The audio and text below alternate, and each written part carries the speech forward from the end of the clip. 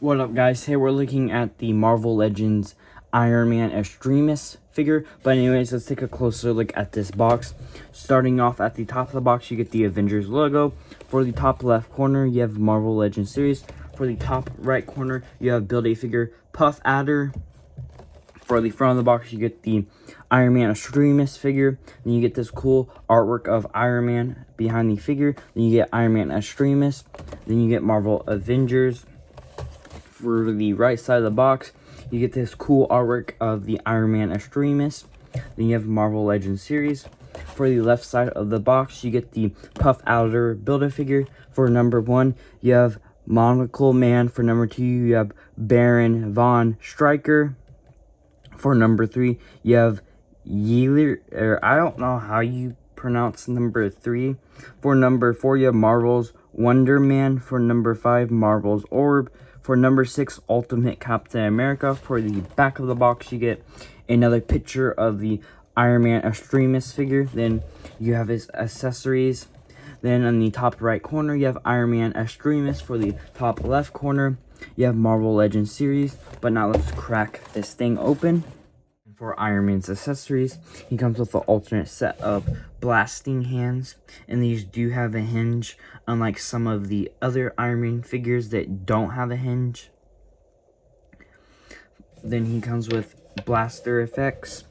These are reused from the Ironheart figure. Mine are slightly bent at the tip of the blaster effects.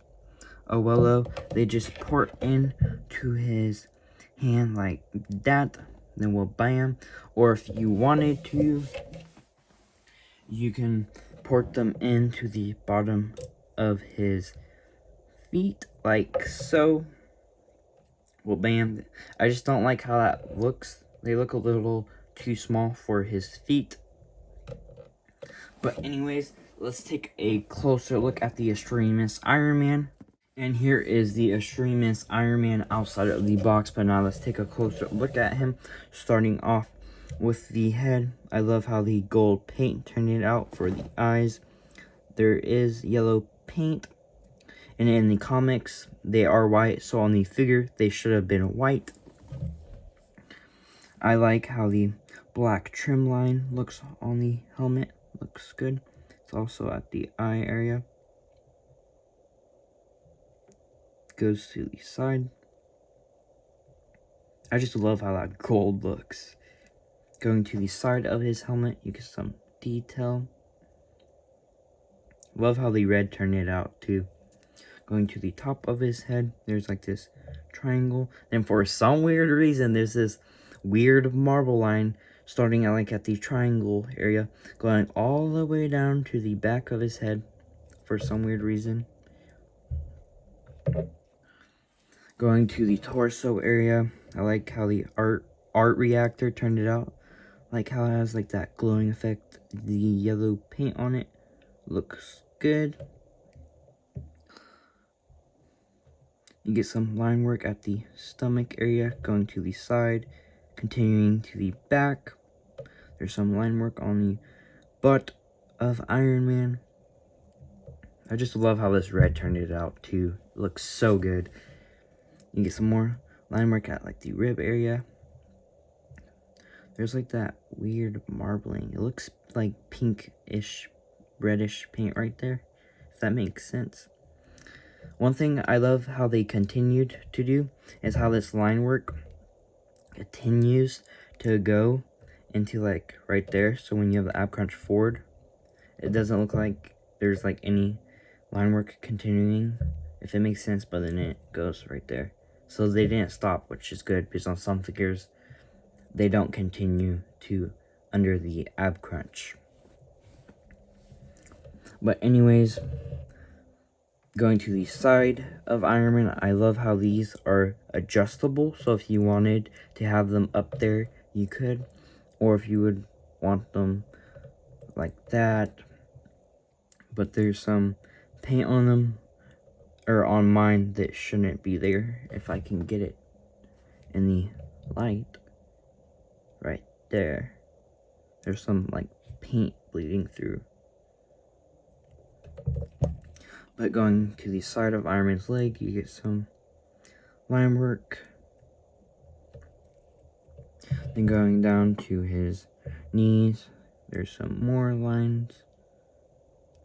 Going to the feet, you get some detail, and it looks like he has 2 toes. For the bottom of his feet, he has pickles. For the back of Iron Man's back, you get some detail. Going to Iron Man's arms, the gold looks good for the bicep. Going down to the lower arm area, the yellow paint looks good for that circle thing. Then going to the hand area, you get like these circle things. Then you get like these things right there, these line things. I don't know what they would be called. Then you get some line work on the shoulder pad area. One thing that I wish they could have done, I don't know if they have done this before on an Iron Man figure for the shoulder pads, but it would be cool, instead of this not being like adjustable, or like you can't really move the arm out, what they could have done for this is have the shoulder pad adjustable, so like you can move it forward or backwards, or like adjust the height of it. I think that would have been cool. Or like they could have it where it was connected to the torso, or not the torso, the the torso area, like right there, instead of having it connected to the arm. That would have been super cool, but I don't think Hasbro has ever done that before. But then going back to the legs, the gold looks good. But that is it for looking at the Iron Man extremis figure. And for Iron Man's articulation, he looks that far up, doesn't look that far down. You get head tilt, head does a 360. For the arms, they only go that far up because of the shoulder pads. He has bicep swivel, arms do a 360. He has double jointed elbows. They're a little bit stiff. Come on, go back out. He has hand swivel. Now the hand joint, or the hand joint is stiff. I don't want to force it because I don't want to end up breaking it. But let's see, can I try to get it to move? Come on. Okay, so it goes that far in. Now can I get it to go out? It goes that far out.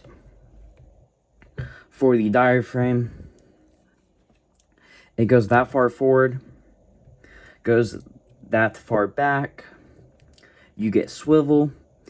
For the tilt, it goes that far to the right, goes that far to the left.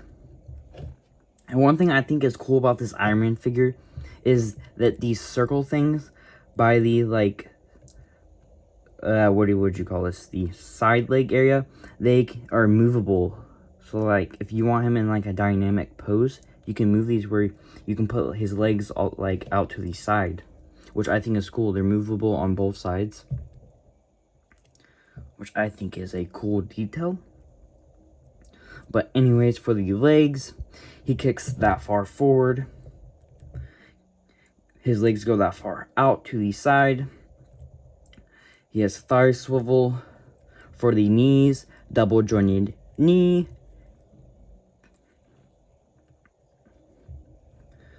For his feet, you have side to side.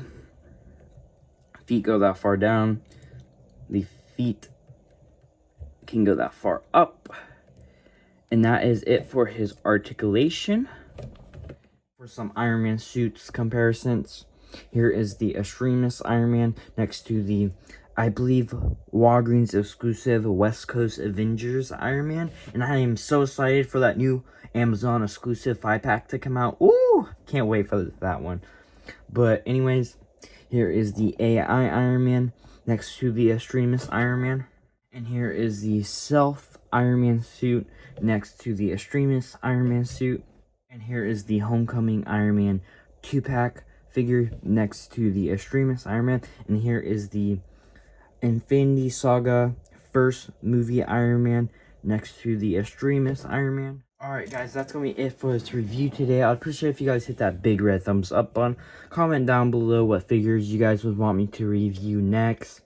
I'm down to review any type of figure you guys would want me to review. Comment down below if you guys will be picking up this extremis Iron Man figure. I think that's how you pronounce it. But stay tuned for the next review.